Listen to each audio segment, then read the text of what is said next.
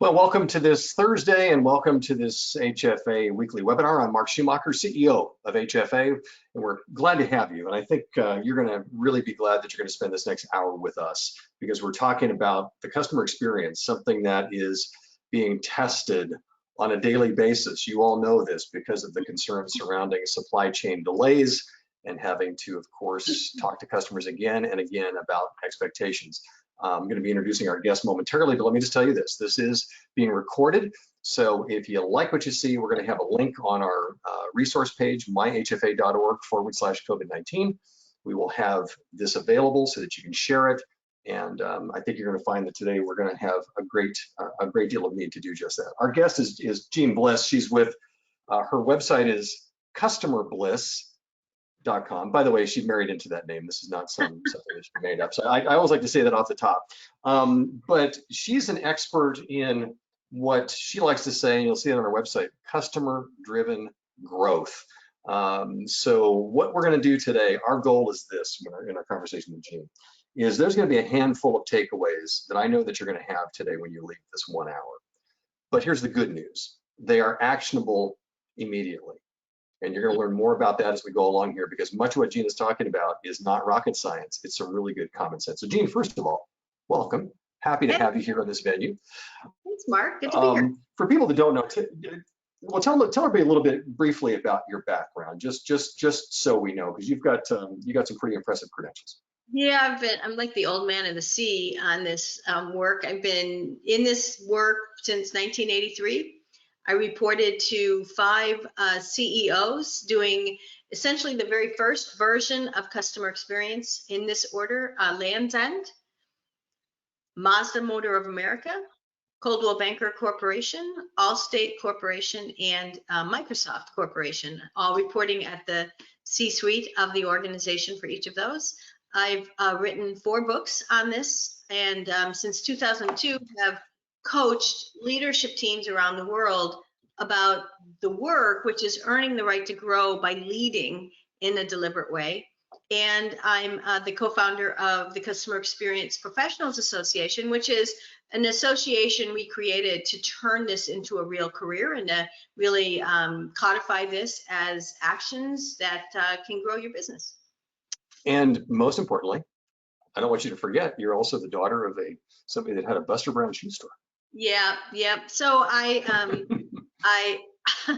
learned about humanity early in my life by watching my dad in his Buster Brown shoe store. He shoed a generation of children and his children's children. And just like the work that you do, he became a part of the story of people's lives. He put their very first pair of shoes on. He put them on for remember back in the day when we got our own fancy shoes for Easter or all of these occasions in our life, my dad was there. And it was not just about the shoe, it was about the life and how he cared for you and remembered you. And his name was Vincenzo Giuseppe Cristando Lombardo. Am I Italian or what? And when he retired, a line of people, Mark, I love the story, 3 blocks long, stood to say goodbye to him, that buying shoes would never be the same, that they couldn't imagine that part of their life without him. And that's really what I'm urging people to do. Find your 3 blocks long, figure out the behaviors, and it's not just what you do, it's how you do it that will set you apart. Well, and I want to dig right into that. Let me just ask you this, just as an overview. How unprecedented are these times right now when it comes to the customer experience, and particularly for our retail segment of home furnishings? I mean, you've delved into this quite a bit with us in different aspects for the last few weeks. What are your thoughts about this unprecedented time we're in? You know, it's interesting. There's never been a time like this in our lives. You know, have been moments. 9/11, we'll all remember it was a moment where we were all paralyzed and we all came together. And as terrible as that was, 4 or 5 months later, you know, we were still carrying the emotional messages of it, but we weren't paralyzed in our own life. We weren't impacted the way it was. Businesses weren't impacted. People were still going to work. What we're in now is a time in our life that we'll always remember. And I think what's especially important for you and the work you do is that people are trying to create a safe space, a nest, a home, and your purpose has actually become so much more important. You're not delivering a couch, you're delivering a peace of mind. And that couch could possibly be one of the greatest times someone has in their life. And if the definition of getting that couch is marked by the waiting and when is it going to come, and you thought it was going to come Tuesday or whatever, that important part of your life is also impacted by the struggle to have that moment in your life. And again, I know, Mark, we've talked about this. There's lots of supply chain issues that have impacted all of this. But you know, it's interesting, Jeanne, because when you say that, and that's huge, when you say that we're intersecting right now as retailers, we're intersecting in people's lives that we'll never forget.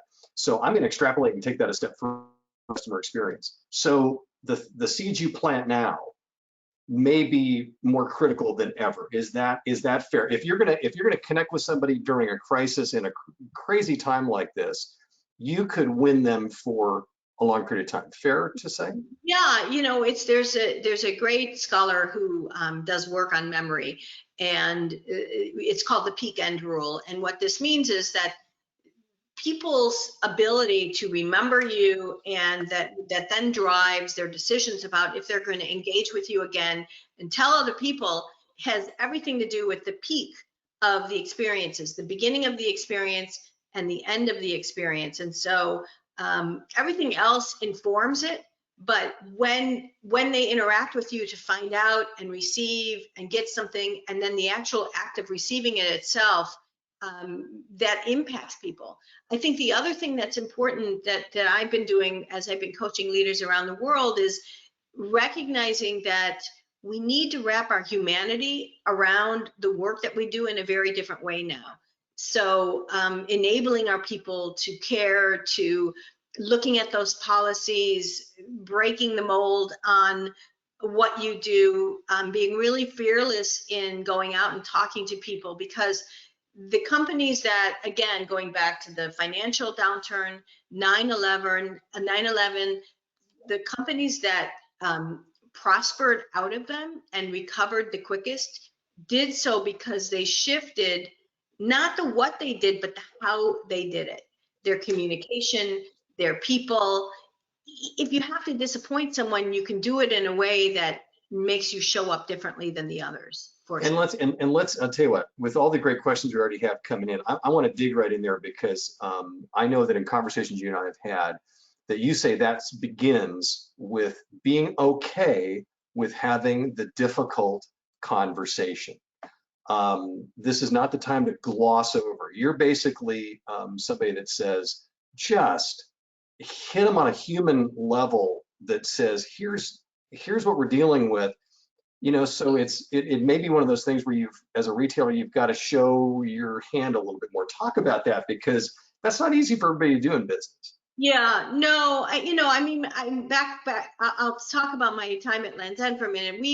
We were growing really rapidly. When I was there, I got to Land's End, we were 100 million in sales. We grew to $1 billion in sales. And there were times when we did not understand or know what was going on with the inventory, because we were growing so quickly and the demand was so high, and we didn't have the forecasting models in those early days to even be able to keep up with the demand. And so we tried honesty. Oops, the date slipped, sorry. And I was doing things like I contracted with the farmers. We were in Wisconsin, and we would send out, this was kind of stupid, but people loved it, eggshells wrapped in bubble wrap saying, we got egg on our face on this one. You know, I mean, just the silliness of it, but just admitting that we wanted to be on top of it, but we weren't. And what else can we do? Giving people options, putting our people in a position of, you know, just saying the words, we're sorry, in a really human way. And I think that that's the thing. The other thing is, when the dates change, you know this, we live in a world of Amazon, unfortunately, where everything comes so swiftly. But when the dates change, we just need to go and say, the date changed. But I think the other thing is, we talked about this last time, don't set yourself up with an exact delivery date. give people a range and tell them why you're giving them a range, and tell them, come up with some fancy way of delivery-o-meter or some dumb thing. We're going to keep you posted as things slip, but in this world, did you know 50,000 people ordered a couch yesterday, or 400,000 people are searching for a little desk? I mean, and these are true things that are going on. And so if you trust people to bring them into your orbit of the world you're living in, I think it helps them to empathize with you a little bit, and then just keep them in the loop on the communication, and keep So your don't people be, in the loop. You gotta, that's the other thing. Your people are the ones who are having to defend this stuff, and their emotional well-being goes down and down and down and down and down, and they kind of crumple up into a pile of mush. fetal position. What? In the fetal position many times. Yeah, it's hard. And so, are you also doing, releases for them? Are you letting somebody call? I think I mentioned on another call we had, they call it a lavender timeout in healthcare, where I've hit the wall. I can't talk to so many people. I need a hug, or I need a virtual hug, where, you refortify your people who are on the front lines kind of dealing with this. But if they don't have the information, it's even harder for them to keep people abreast. You didn't like my I eggshell. told people, I didn't get a I reaction. told, I, well, here's the thing. The reason I didn't is because you got my head spinning here. I mentioned everybody off the top of this broadcast a mere 11 minutes ago that we would make sure that we had a handful of takeaways and actionable items today. And by my count, you just gave 5 in that whole thing. I just want to highlight these really quick and let people understand this. So this is really good stuff. So you're talking about, give people options. So making certain that in this whole concept of delays, everything else, that you're not putting them in such a narrow pathway that they don't see a way out. And you said don't set an exact date. So Don't overpromise. right, don't overpromise. And and I hope other people caught this too. I love that little nugget of take some of the the data from the world. There was how many sofas were ordered yesterday, and just say, this is just giving me an idea of the magnitude of it. I love that. And put it on the front page of your website.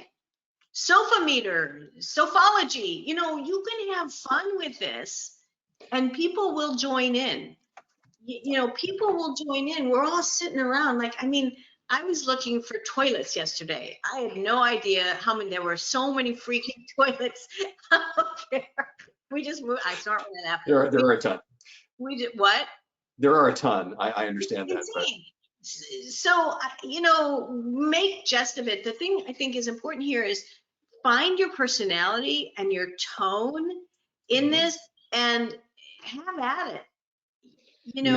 We're all looking for a little joy. So add the joy, be a joy master in this, and you could do it on the very top of your website, and then give your people permission to do fun stuff too. well, and boy, I want you to get on my head, because the other thing that you said that I thought was so important is would you agree there's no better way to support your staff, your team, than to take this kind of attack? Because if they're the ones that are on the delivery end of the message, giving them the guidance and leeway, this is not just a customer forward situation we're talking about. That's number one. But number two is also, you got to see that in this, you're supporting your staff. Well, and here's the deal about supporting your staff.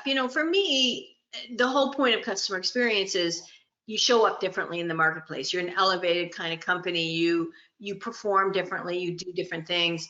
Your employees are watching right now, and they're making judgments about you. What kind of people are we? Are you letting me live what I call, I learned this from my dad and my mom, congruence of heart, what we know is right, and have it the way that we're treating people in business. And everybody, especially these youngins, I call them, are wanting to be part of companies that feel true to their values and who they are. And what's cool about COVID, that's a really weird statement to say, but what's cool about COVID is it gives us this opportunity to really flex our humanity, really sit on a couch in a sweater, let all your people dial in, and ask how their families are. Ask what they need. Ask what are the 5 biggest exceptions that you're getting. How can we help you? You know, you need to think of your job right now as letting them let off steam and then finding a way so they don't keep getting it, right? For those of you just tuning in, this is Jeanne Bliss of customerbliss.com, and I'm Mark Schumacher with the HFA, and we're just having an incredible conversation about the customer experience, which right now has never been more important to focus on, with the fact that you're having to have difficult conversations. We know this. We heard from all retailers, difficult conversations with customers right now. And Jeanne's going to kind of help us through this. Jeanne, let me get to a couple of the questions that have been sent in, if I could, and we'll weave all these things in here. But it says here, you know, understanding the customer better. So in this process, I imagine that's ridiculously important, because if I understand them better, then I'm going to know how to communicate better. But what are some of the keys, do you think, to making that happen? How do the retailers listening to this really understand their customers better through this process? A couple things, and it couldn't be easier now, and it couldn't be cheaper now. Okay. Number one, ask your people. Bring your people together on a series of these Zooms or Microsoft Teams, whatever you use, and ask them what's happening out there. Now, I like to build, I call it a goal map, which is define the goals your customers have as they're interacting with you. What that does is it just gives you structure for how you ask how things are doing. And then do the fearless listening with your customers too. Bring them in, and this is bravery. I call it leadership bravery. It's on my website. I talk a lot about it. This is this thing where, you know, you're not going to always hear what you want, but guess what? You are going to get so much credit for being the leader who was willing to sit there and ask with your heart open and your mind open. Now, when you do this, and if you do this, there's key things you need to do. You got to get yourself and your people to check your ego and your pride at the door of the work you're doing. Yes, you're doing good work, but what your customers are going to hear is the work of your total organization. Is it united? Are you, from their point of view, keeping your promises? And how does it feel to do business with you? So I suggest doing this with not only yourself, but rotate your leaders through, whoever you are, your salespeople, the back office. Bring in 10 to 15 customers. If you work with designers, bring them in as a separate group, because they're another really important listening. You know, they're hearing what you're hearing, but almost more directly sometimes. And just say, hey, you know what? We know right now this is not just about a couch. It's about your safety and your family, and we want to hear what's happening and how we can help. And then stop. And you know, there's one thing that you said in a previous conversation that I want to bring in here too, is that I know that people listen to this. I mean, you talk about wanting to, you know, kind of poll the audience, and they think of surveys and things like that. And you had a great line that I've actually shared, and that is, you said that most times with surveys, that as business owners, we are validating what we're doing and not how the customers are doing. So let's throw this one out here to the audience as well. You're saying you want them to fearlessly listen, et cetera, but again, don't get caught, I'm hearing you say, into that whole situation of I've got to put together this neat little survey that's going to tell me what I'm doing well. About a survey. Yeah, so what I said, and you're right, Mark, is that oftentimes we think the best way to understand customers is by sending them a survey that says, how did we do? How did we do on the first call? How did we do on the package? How did we do on the delivery? Versus when you actually talk to them, and you know what we used to do is follow them home, not in a creepy way, and watch their emotions. So when you send a survey, it's all about you and validating how you did. When you have these open conversations, it's about understanding the life, understanding what they need, understanding why that couch is so much more important than a couch to them right now.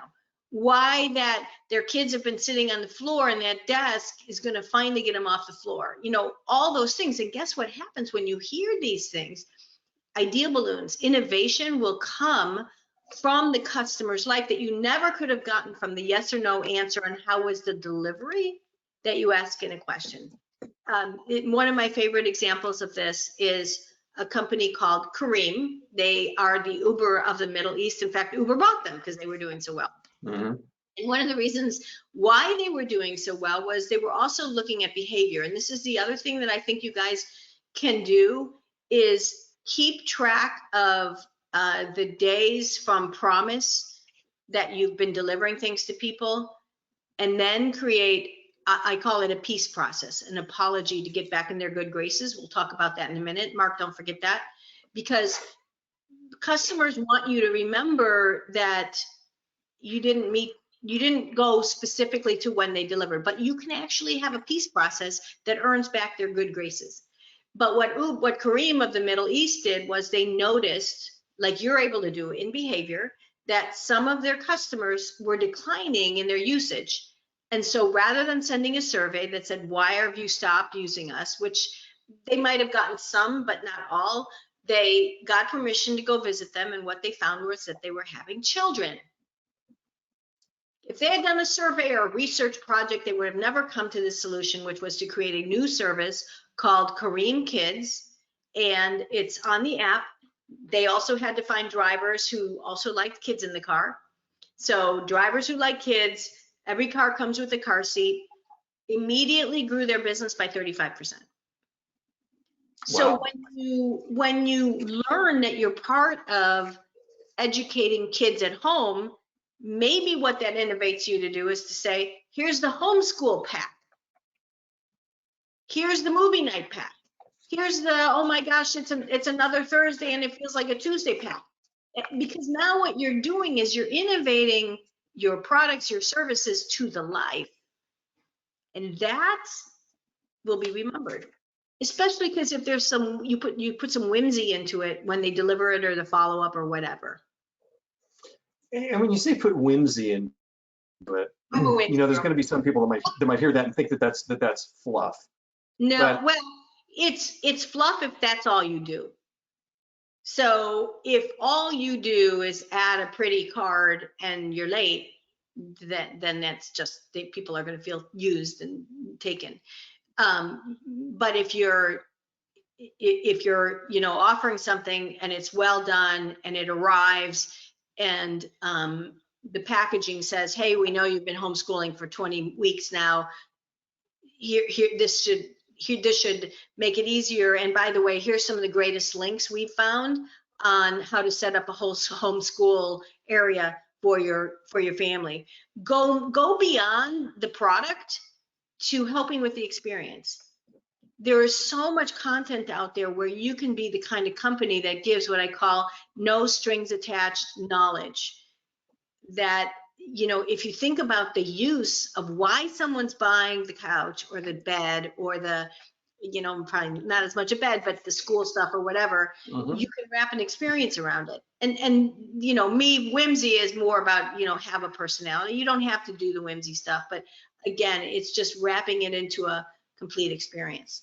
So let me just take that a little step further. So are you saying that if you had, as an example, let's say it's something that specifically is kind of for a home office sort of a setup, that maybe there's setting up a home office. Yep. Right, that maybe you provide something along with it that's a resource for ideas about how to conduct business at home or something like that. You're talking about something that speaks to that experience of the usage of the product. Is that, well, I just want to make sure I got it correct. Yeah, or create a forum where other people setting up their homes are showing what they did. Ask them to talk on Zoom about how they did it. There's so many opportunities to then personalize it and make your customers the star of the show as well. And, I think that as much as so number one, if you create offerings that are about the life and not about just the product, right? When I coach big software companies, I've coached a lot of the biggest ones in the world. One of the things that you always see when you go on their websites is they organize by product. The ones that get it, organized by solution or what you're trying to accomplish. So maybe in addition to organizing by product, there might be some quick thing that you could do, which is got homeschoolers, got this, got that. And so now when they go to the top of your website, wow, you've already thought about my life and what I'm going through. Wow. Good stuff. And here's a great question. I'm making this up as we go. No, you're a quote machine, which is why I keep jotting stuff down, which I appreciate. So I want to talk about the peace process with you.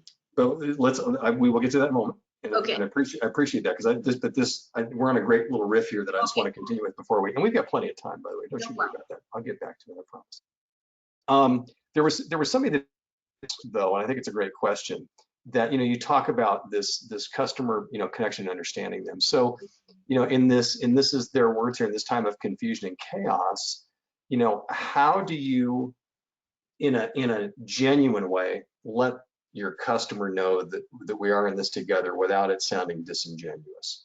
Right. So, yeah, because we've all gotten those letters that came in the beginning. We're thinking of you. How many of those letters did you get? I got so many of them. Yeah, absolutely. Reach out to your best customers, people who have bought a couple times from you. And so there's already a relationship there. Okay. And ask them if they just take some time to speak in a group about how it's going. So I'd start with your best customers, people who already have an affinity for you. And what are the things that we should be asking them? Well, it was kind of what I said before, is get them in a group and just say, hey, we know this is a crazy time. We just want to know what's happening in your life. How has it been getting things, and how can we help you? These are back to basic ideas, but boy, I'll tell you what, these are things that some of our members, I'm sure, are doing, but more could. Yep. These are things, again, that we can be changing right now. I want to mention everybody, because this was probably one of the fastest first halves of a webinar that I've dealt with in a while. But we're talking to Jeanne Bliss. Her website is customerbliss.com, and she is an expert in the areas of customer experience and what she likes to refer to as customer-driven growth. So let's get to, because there are some other great questions related to that. You wanted me to bring you back to the whole thing about essentially apologizing for having to change the expectation for a customer.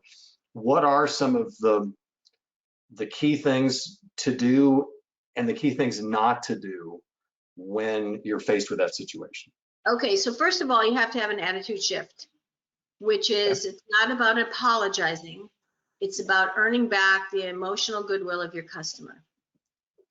And that's why I call it a peace process, because stuff happens, but people need to hear that you took it personally, that it happened to them. So number one, admit you made a mistake.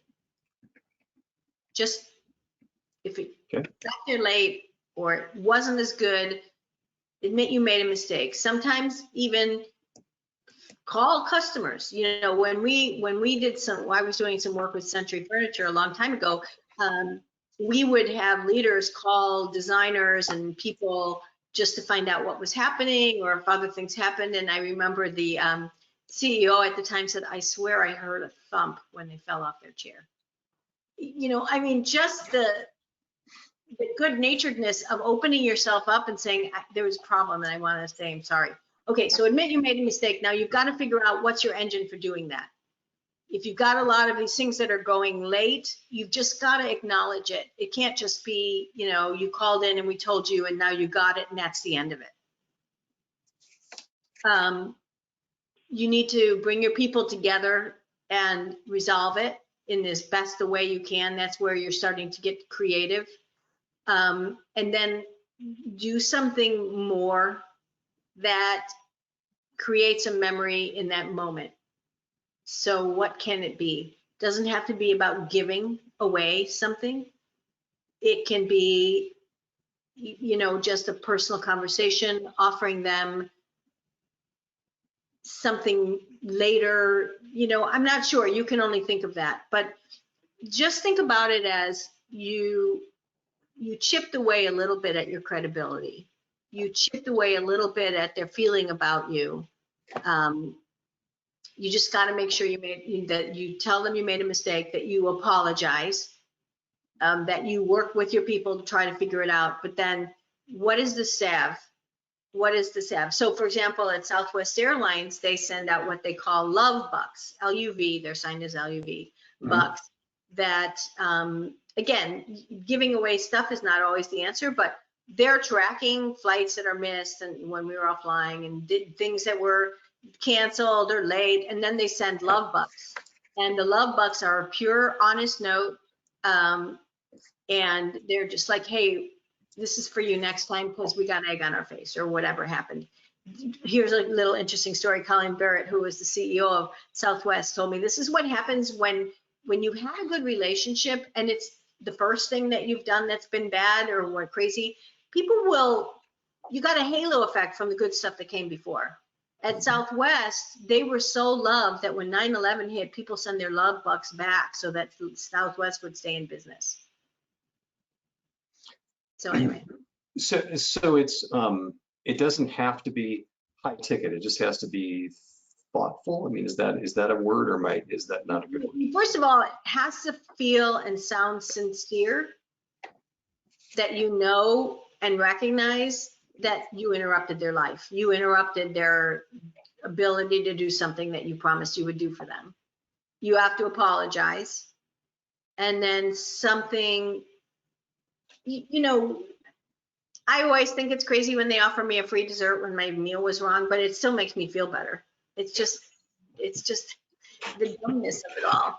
Who doesn't like dessert, right? I mean, I get you. I don't eat dessert, but I give it to my husband and it makes him happy. But you know, it's just the humanity of it. You got to admit it. Are we admitting it on a regular basis?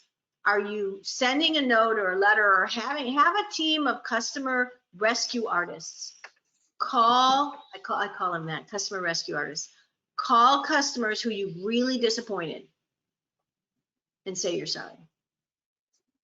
Send them a flower. You know, whatever it is, people just want to be acknowledged. Okay, and again, we're not talking about rocket science here. Crazy.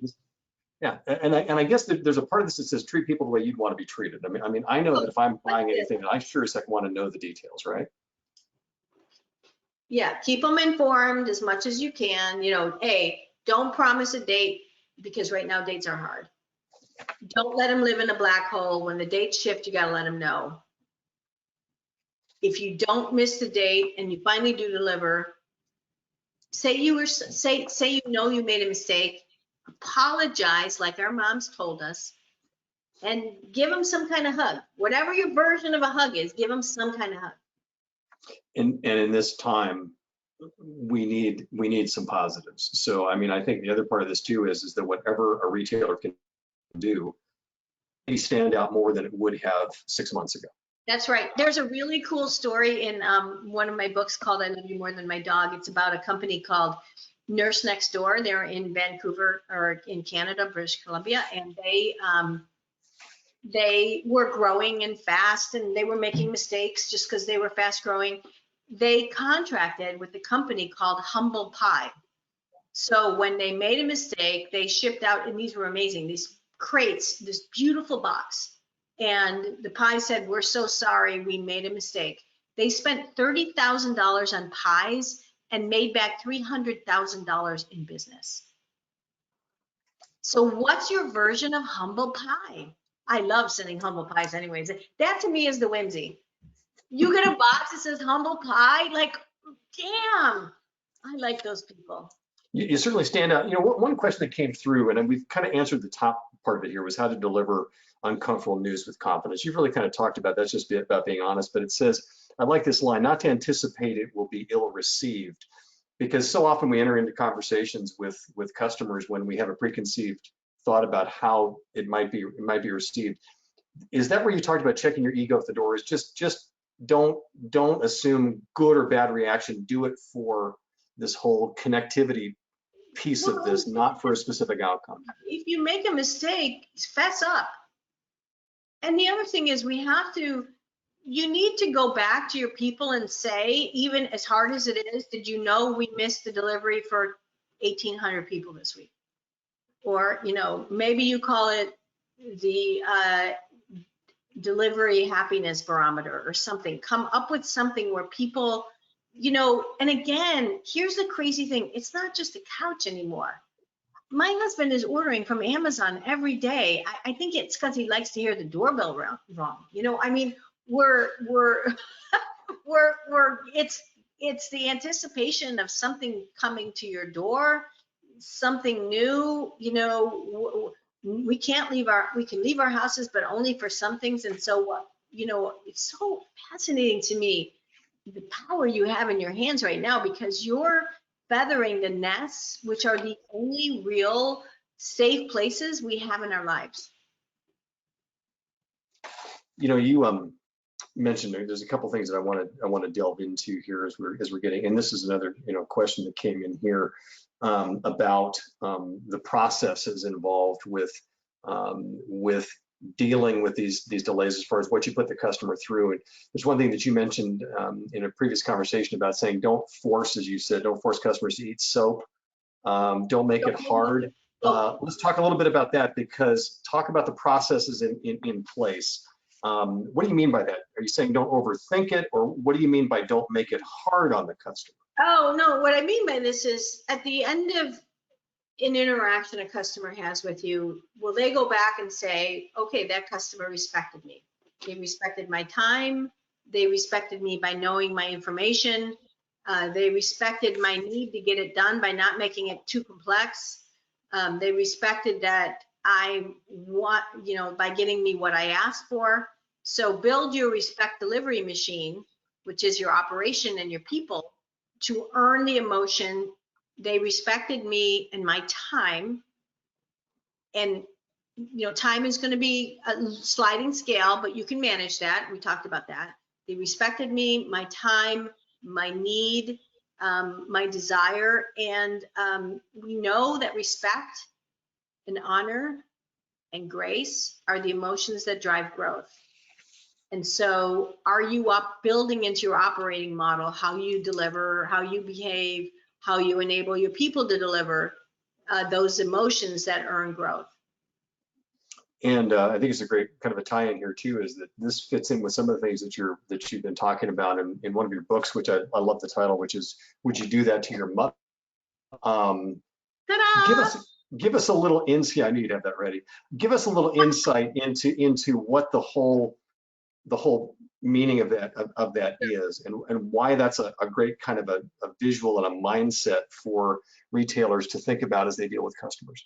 Yeah, you bet. So I've been doing this work for a long time, and what happens as we get good at things is we make it more complicated. We put a lot of lingo into it. We think about processes and surveys and other things. And so what I wanted to do was create a simple way for us to kind of have what I call a lens of conscience about what we will and will not do in our business. And because it also needs to be something you can organize and think about, I broke it into the 4 categories that impact all of us as people and as customers and your employees.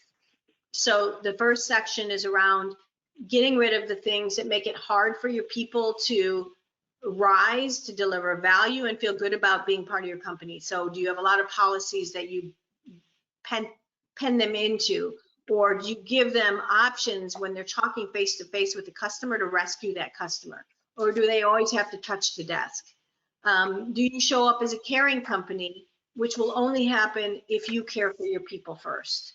And on and on and on. That section is called Be the Person I Raised You to Be, but it's really about enabling your people to rise. What I did with the book, if you can indulge me for a minute, is again, I wanted to make it really approachable for you. And it's a toolkit really of the 32 things that impact all of our lives. And so, for example, they all start with a cartoon. So this is a person in the hospital bed in the hallway going, hello. And the question is, would you roll your mother into a hospital hallway and leave her? No, you wouldn't. You would But not. what we inadvertently do, even in your own silos, is one person does their job, check. Another person does their job, check. And the customer, maybe your customer, is flailing around going, they said they shipped it, but I don't know where it was. Or person A did person B. And so what you've got with each of these is a really cool, simple case study of a company that did it right, and then a mom lens, haha, to evaluate, are you acting that way in your business? So it's a simpler toolkit, Mark, so people can really take action. But again, all the things we're talking about today are not rocket science. This is No, good we've customer. overcomplicated the Yeah, work. yeah. It's common sense that's around this whole just interpersonal interaction. For those of you just joining us, we're with Jeanne Bliss of customerbliss.com, and we're talking about dealing with this very difficult customer experience environment right now, thanks to the supply chain Yeah. gaps and things of that sort. So I just want to just highlight here that you've said some really interesting things here, and I think that the book you just talked about blends these two things together. Is that this is about not just treating the customer in a respectful, empathetic way, but by giving your team the ability to do that as well. So you're building your team and you're building your customer loyalty at a time when you believe, because of the fact that this is a very difficult time, that they're not going to ever forget you in that process. And so, we've had so many questions here about what exactly it talks about, like, what drives and sustains your customer experience program. So while these are wonderful approaches, I guess, how do you say to that's who's listening to this broadcast, how do you say to them, here's kind of a step-by-step? So give us a little bit, Jeanne, if you could, about how you would sort of tackle this thing on a little more of a systematic basis, and how all these things we've talked about so far kind of fit into that. So what would your advice be to somebody today to go, okay, when you leave listening to this, here's kind of the process of what this would look like? Sure. Well, I mean, that's a big question. It's, it takes a long time to create a whole system, but there's a couple things that I would encourage you to do. One is give your people a seat at the table and build your version of what I call a customer goal map. A lot of times what we do in our business is we build our operation to achieve what we want to achieve. We want to grow more, we want to sell more units. We talk about our business in units sold versus customers lost or kept. So in order to keep a customer, you have to keep the promises you make to them. So think about the goals customers have, not right when they buy, but even before. Help me find the right couch for my house, or I'm moving, what style do I like? So be a part of the make me smarter conversation. Then pick out, select, make my house a home. So define the goals from the standpoint of what the customer is trying to accomplish. Make decisions and get it ready. Place things in my home, whatever it is. What we're doing is we're defining your customers' goals, which then force your silos, your organization to work together. Because what we do is we execute tactically, but we forget about the communication and the people to wrap around it to give it a complete experience. So the first thing I do is build your version of a goal map, so you realign your organization around what your customer what you want your customer to say they achieved because you were in their life. Does that make sense? It does, absolutely. And I want to pause switch there for a minute, because Yeah. what I think is interesting is a little bit earlier you talked about having conversations with your best customers, but it seems to me that this customer goal map could be fed by just the great intel you have from interactions with all customers. Absolutely, you bet. Oh, of course, yeah. You can go through and read, but you could also have these live, fearless listening conversations. But bring your front line. Let your front line be a part of mapping the goal. The front line is hearing so much, and so often we don't, honor their wonderful gold mine of information, and they'll play back to you what people are saying they're trying to accomplish. Wow. Maybe one of the goals is prepare for Christmas, or whatever it is, because there's moments in our life, and while that one, Hanukkah, Christmas, whatever it is, while that one is a point in time, you're going to make or break that holiday for them. one of the things that I did when we were at Land's End, for example, was people don't know we did all these first. We were the first one to put into place order by this date to receive it by Christmas. Now everybody in retail does it, but little old me, this is what we did. And the thing that we also implemented was a promise, which is if you didn't get your order by Christmas, it would be free. Now, oh my God, the financial guys wanted to pummel me over my head because they're like, we are going to lose so much money. We lost like $20,000, which was nothing, because you know what that forced? Everybody line up. So pick an audacious goal that everyone has to line up behind. And I love, you made me think about a kind of a juxtaposition too here. And I wrote this down based upon what you just said. You've talked along the line here today about equipping and supporting your team in this environment, but you're also saying let them equip and support you. Oh my God, yes, they know stuff you don't know. They're hearing people crying. They're listening. They're, whenever we do the goal map, the first stop on goal mapping is employees. Wow. Okay. I mean, once again, we're not talking about anybody on this call having to go out and spend $1 billion tomorrow on this thing. I mean, the things you're talking about are tools that are right in front of them. Am I overstating that, or is that fair? It's a common sense conversation. When we think about customers, and don't make it just be about the purchase, make it be about the fun of the search. And how can you be part of the search and the solution, and figuring out how to organize the room, and all that other stuff, and where you put the paintings, all that other crazy stuff.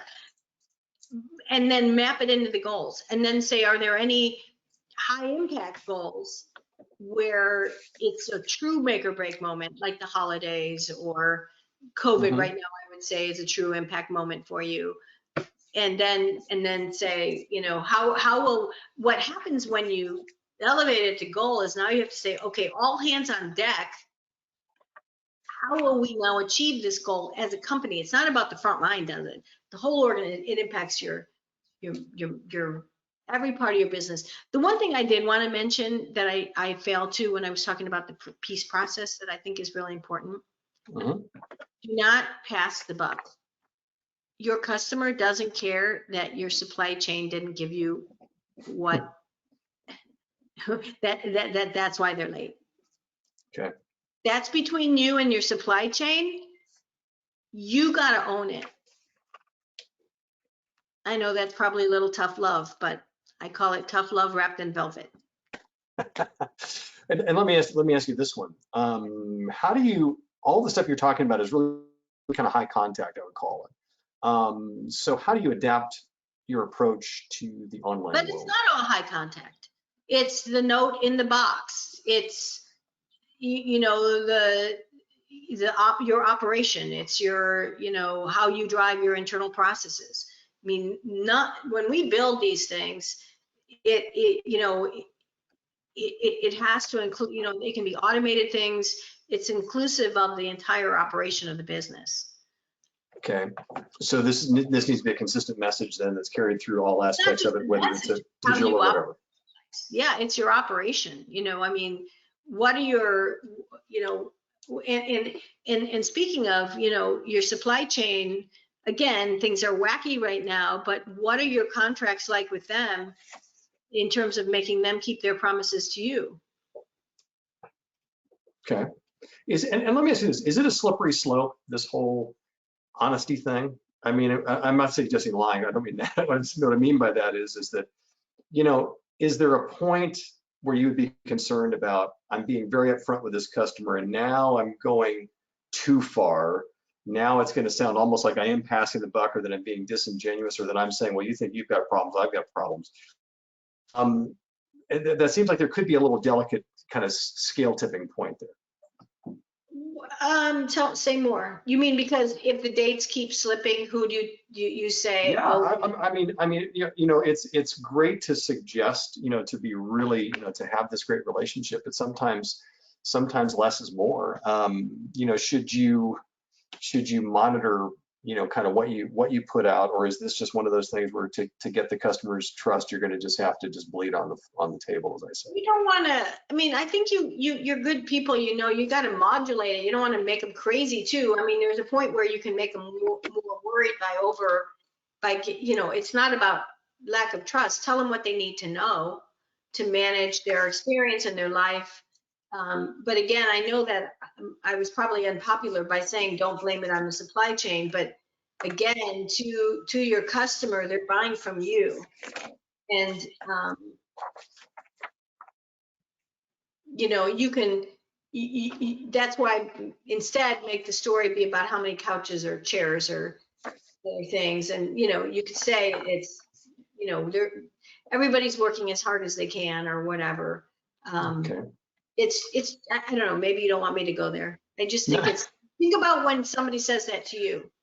Oh, sorry, your hamburger's bad. Our cattle farmer really dropped the ball on that one. Right. I don't know. I'm going to be quiet now. But Subject I think you got to take the bullet, as they say. I think that's absolutely right.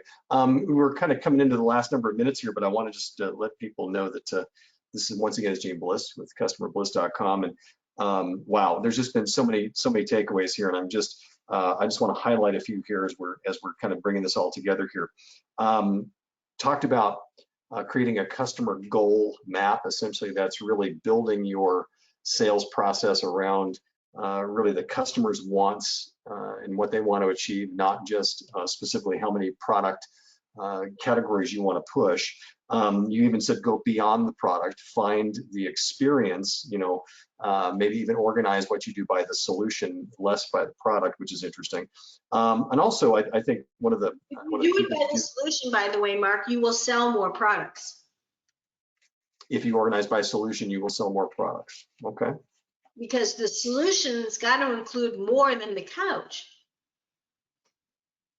Build my living room. And the solution's personal, right? I mean, that's what you're saying. The solution is personal. Yeah, exactly. Gotcha. And one of the other things that I found really a huge takeaway from our conversation today is how your teams play a role here. I think that has just been a huge resonator that's come through in the conversation, and that is not only helping them, giving them the tools so that they're not the bad guy, that they're not necessarily getting beaten up in the process, but also lean on them because they're hearing some amazing things from customers that can help you, and frankly, further design your customer goal map if that's the case. There's a couple of last questions I want to get to, Jeanne, because I think this is really, really important. But if you recognize that you have some quote unquote bad habits, some of this could be kind of a cultural change. How do you start that process? I mean, everybody's just trying to keep the doors open. There's so much they need to concentrate on. How do you implement some of these things if some of these things are not in your culture at the moment, or if you're having a tough time managing them? Well, I mean, I think people need to hear a consistent, reliable message from leaders in a united way. Sometimes we inadvertently talk separate talk tracks by each part of the organization. So whether you're a big company, a small company, a medium company, get agreement on how you're going to talk about being accountable to customers' lives, which will give your people permission to talk about it and think about it the same way. And then the other thing I would encourage you to do is when you ask about accountability, don't do it by, you have to do it by product category, but also do it around the delivery experience, the keep me informed experience, so you're now, repetition drives behavior modification. And by the first time you ask about, I want to hear about the delivery experience and how many we made on time and how many we didn't, people are going to grumble a little or whatever. But by the fourth or fifth time, they're going to be prepared to talk about it and talk about what they're doing to make it better or improve it, or the apology piece process in it. Because the delivery experience is one of those moments that has everything to do with people's impression about you. So when you start asking for accountability by these experiences, it's going to change things as well. Awesome. What I want to do in the last couple of minutes, and this is unplanned, but you're so quotable. I want to throw a line out that's one of your lines, and I want you to just give a quick reaction or response. Okay. Customer service is a reaction. Yes. Okay. Tell us what that means when you say customer service is a reaction. What you want. Come on. Customer service is a reaction to a problem. Customer experience is the deliberate crafting of the united interactions across your organization that earn growth, earn certain emotions that earn admiration, and people telling others about you. Perfect. I wanted you to, because I knew that you brought up customer service because you don't like that term. It's customer experience. I don't mind customer service, but it's frequently reactive. Sure. Scale your humanity. Scale what? You've talked about that too. I'm pulling some great quotes from my conversation with you. When you say scale your humanity, what do you mean by that?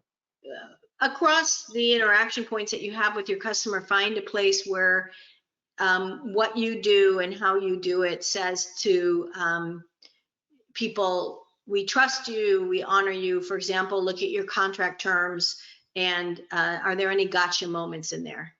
Look at your the way you honor your people.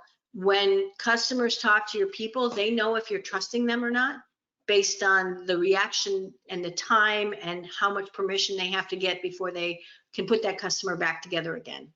So find opportunities to, first of all, define how you want to be described as people, and then find the practices where you earn those descriptions.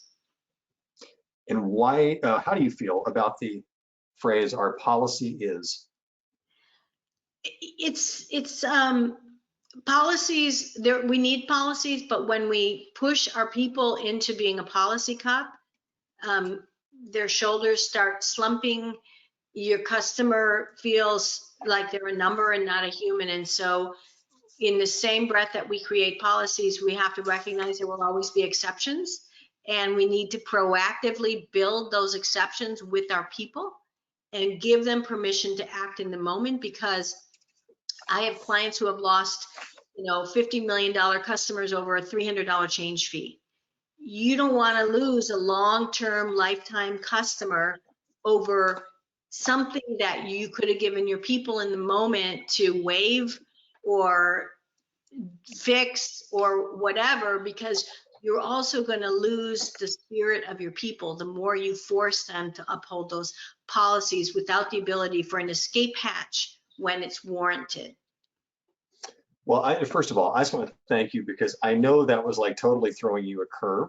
But in conversations we've had, there's just been so many great lines I put down there, and you did not disappoint, because hitting me with some of these things that you've said, you brought up some really salient points even here at the end. I want to mention to people that you can check out more of what Jeanne is all about. It is customerbliss.com, and it's all about, there it is right there, and it's all about customer-driven growth. And it's just been so insightful today, and you've given us so many things to think about.